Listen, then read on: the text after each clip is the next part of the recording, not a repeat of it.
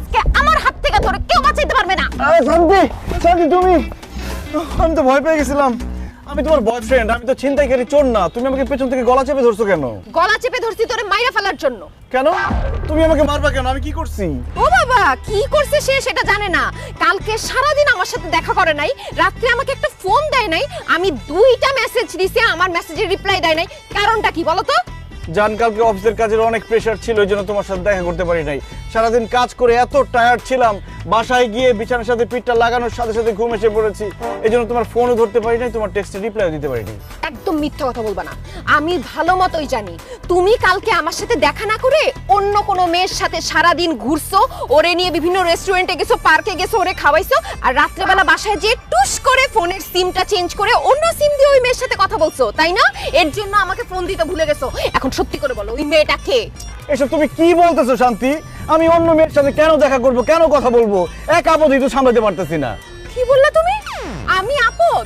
তুমি শুধু আপদ না, তুমি একটা মহাবিপদ। ইসরে, যখন সিঙ্গেল ছিলাম, যখন দেখতাম যে আমার বন্ধুরা প্রেম করতো, গার্লফ্রেন্ড নিয়ে ঘুরে বেড়াইতো, ওগুলো দেখে আমার খুব অশান্তি হইতো। তখন আমি মনে মনে ভাবতাম, আমি যদি একটা প্রেম করতে পারতাম, একটা গার্লফ্রেন্ড হইতো, তাইলে মনে হয় আমার জীবনে শান্তি আসতো। কিন্তু তোমার সাথে প্রেম করার পর তুমি আমারে এত প্যারা দিছো, শান্তি আসা তো দূরের কথা, আমার জীবনে যতটুকু শান্তি ছিল সেইটুকু শেষ হয়ে গেছে। কোথায় যাই, কি করি, কার সাথে কথা বলি, সব সময় শুধু সন্দেহ আর সন্দেহ। উঠতে সন্দেহ, বসতে সন্দেহ, খাইতে সন্দেহ, শুইতে সন্দেহ, ফোন ধরলে সন্দেহ, টেক্সট করলে সন্দেহ। সিঙ্গেল লাইফেও শান্তি নাই, প্রেম করলাম তাতেও শান্তি নাই। কোথায় গেলে শান্তি পাই? আমি একটু শান্তি চাই। ঠিক আছে সবুজ, তুমি যেহেতু জীবনে শান্তি চাও, আমাকে বিয়ে করে ফেলো। কি বলো? তোমাকে বিয়ে করলে শান্তি পাবো? অবশ্যই, কারণ বিয়ের পর তুমি আমার সামনে থাকবা, আমি তোমার সামনে থাকবো, সন্দেহ করার তো প্রশ্নই ওঠে না। আর তুমি যখন কল করবা, আমি তখন একদম চিল্লাপাল্লা করবো না, উল্টা তোমার সাথে আমি অনেক আদর করে কথা বলবো, তোমার জন্য নিজ হাতে রান্না করব, রাতে তোমার মাথায় হাত বুলিয়ে তোমাকে ঘুম পাড়ায় দিব, আর বিয়ের 1 বছর পর একটা বাচ্চা নিয়ে নিব। সেই বাচ্চা তোমাকে আদর করে বলবে আব্বা আব্বা। জীবনের শান্তি আর শান্তি।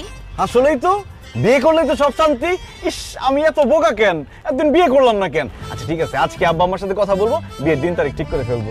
জান, তবে একটা জিনিস মাথায় রাখতে হবে, আমাদের বিয়েটা যেন ধুমধাম করে বিরাট আয়োজনে হয়, যাতে শহরের সবাই জানতে পারে শান্তি আর সবুজ বিয়ে করতেছে।